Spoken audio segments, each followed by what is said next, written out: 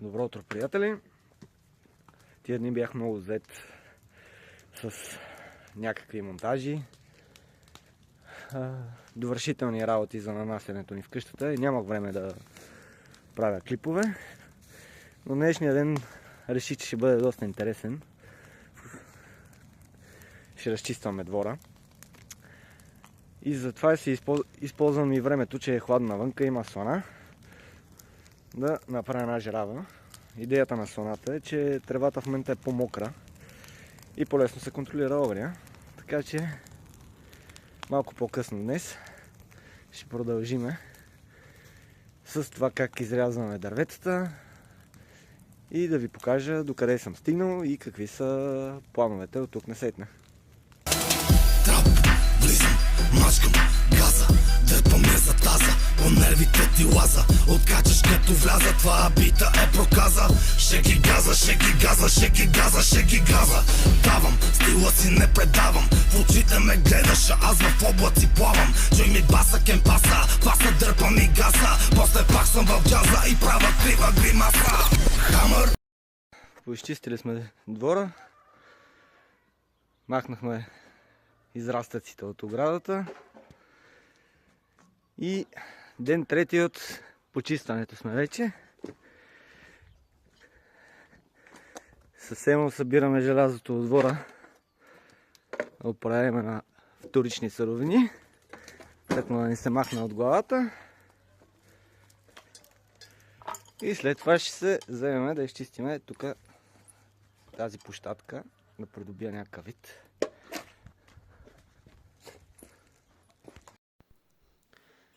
Часът е 8 без 10. Днес сме 2 март, понеделник. Реално деня, в който предаваме желязото, вече вечерта, след деня, успяхме. Имаше други кадри, които заравнихме площадката, където е колата. Мисля, че не ми се отдава много снимането, тъй като аз съм малко даден на работата, смисъл. Предпочитам да върша нещо, отколкото да говоря как евентуално бих могъл да го свърша. Нали, аз съм човек на действието, затова може би не ми се получават тези видеа. Ще се постарая по-нататъка да имам и някаква техника, компютъри, камера на статив, която да снима процеса, да могат клиповете да са по-интересни. Но като цяло какво свършихме за тези дни? Всички дървета са отрязани. Доста голяма част от оградата е освободена от плевелите. Двете бараки са абсолютно почистени. Едната, пропусна да кажа, стана къщичка на Арес. Временна, разбира се. Какво друго? Понацепихме дърва. Кухнята вече има малко по-завършен вид. Нали, винаги има какво да желае. Но мисля, че за седмица работа бива. Там, където колата е позаравнено, има още някакви детайли, какво да се желае, да се понаредят тухлички, това да се стане като павенца.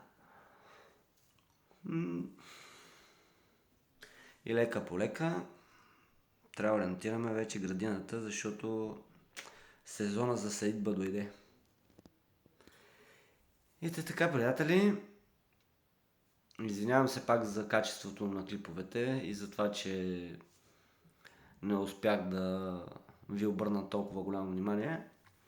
Ще се постарая малко по-напред да се здобия с някаква техника, така че да могат да стават по-продуктивни тези клипове. Добро утро, приятели! Тия дни бях много зает с някакви монтажи, довършителни работи за нанасянето ни в къщата и нямах време да правя клипове. Но днешния ден реших, че ще бъде доста интересен. Ще разчистваме двора. И затова си използвам и времето, че е хладно навънка, има слана, да направя една жерава. Идеята на сланата е, че тревата в момента е по-мокра и по-лесно се контролира огъня.